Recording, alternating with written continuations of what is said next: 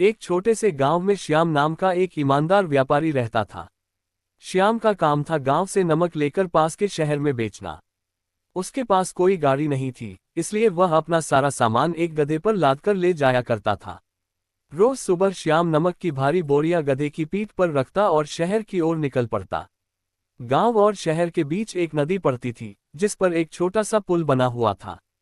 एक दिन जब श्याम और गधा नदी पार कर रहे थे, अचानक गधे का पैर फिसला और वह नदी में गिर गया। नमक की बोरियां पानी में भीग गई और नमक धीरे धीरे घुल गया। बोरी हल्की हो गई और गधा आसानी से खड़ा हो गया। गधे ने सोचा, अरे, ये तो बड़ा बढ़िया तरीका है बोझ कम करने का। उस दिन के बाद गधा चालाक हो गया। अब वह रोज नदी आते ही जानबूझकर पानी में बैठ जाता। नमक घुल जाता, बोझ हल्का हो जाता और गधा आराम से चलने लगता। श्याम ने कुछ दिनों तक ये सब ध्यान से देखा। उसे समझ आ गया कि गधा जानबूझकर चालाकी कर रहा है। श्याम मुस्कुराया और बोला, ठीक है दोस्त, कल तुम्हें एक नया सबक सिखाता हूँ। अगले दिन श्याम ने नमक की जगह कपास, रुई की बोरियां गधे पर लाद दी। गधा खुश था, उसे लगा आज भी बोझ हल्का हो जाएगा।